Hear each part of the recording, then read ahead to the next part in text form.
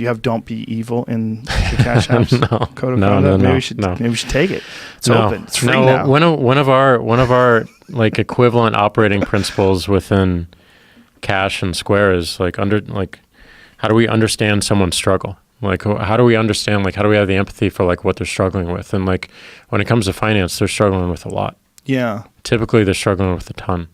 What was the thought process with, I mean, one of the things that's kind of cool about the Cash App is that you can buy and sell Bitcoin with it. Yeah. Are you guys going to consider other forms of cryptocurrency as well? Not right now. So back to the internet, I believe the internet will have a native currency.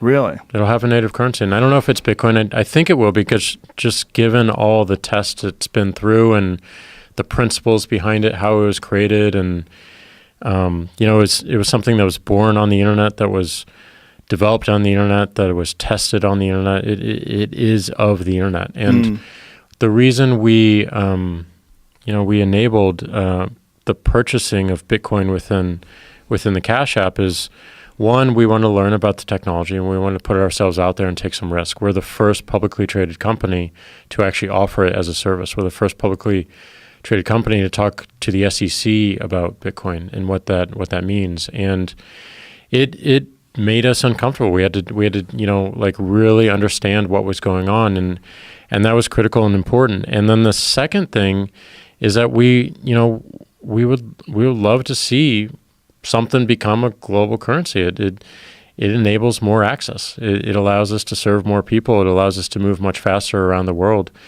And we thought we were going to start with how you can use it transactionally, but we noticed that people were treating it more like an asset, like a virtual gold, and we wanted just to make that easy, just the simplest way to buy and sell Bitcoin. But we also knew that it had to come with a lot of education. It had to come with constraint, because 2 years ago, people did some really unhealthy things about, purchasing Bitcoin. They maxed out their credit cards and put all their life savings into Bitcoin. So we developed some very simple restrictions and constraints, like you can't buy Bitcoin on the Cash App with a credit card.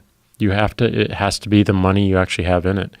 And we look for day trading, which we discourage and shut down. Like that's not what we were trying to build. That's not what we were trying to optimize for. We made a children's book explaining what Bitcoin is and where it came from and how people use it and where it might be going. So we really tried to take on the role of education and to have some very simple, healthy constraints that allowed people to consider what their actions are in the space. Now, when you have something like the Cash App, which is it's very much a disruptive technology in terms of decentralization of banks and currency, and to have it where everything is going right at, you're direct depositing a paycheck right in the app if you so choose, and then you could also buy Bitcoin, which is another disruptive technology. I mean, this is another step towards this sort of new way of doing things. Yeah. And is there pushback from any companies, or is there? Oh yeah. I mean, you just look at some of the major banks and their consideration around Bitcoin.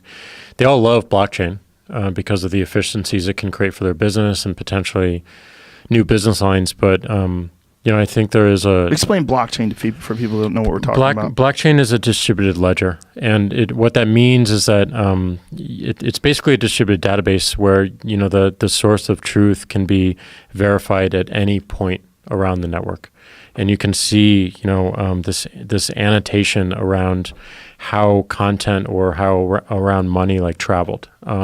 So you don't have to go to an institution to get the records. There's no centralized check. There's no centralized control over it. And I think that is threatening. It's certainly threatening to certain services behind banks and financial institutions. It's threatening to some governments as well. So I just look at this and how do we embrace this technology, not react to it in more from a threat standpoint, but what does it enable us to do, and where does our value shift?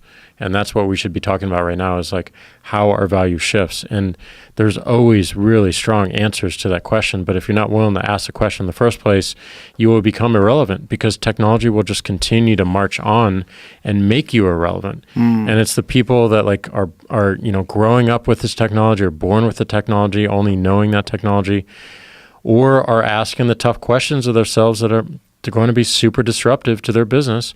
And they're thinking about it right now, and they're taking actions. And we're doing that at Square, and we're doing that at Twitter. And like that to me represents longevity. That represents our ability to thrive. And we got to push ourselves. We got to make ourselves uncomfortable, and we got to disrupt what we held sacred and what we think is success today. Because otherwise, it's not going to be bigger than what we have today.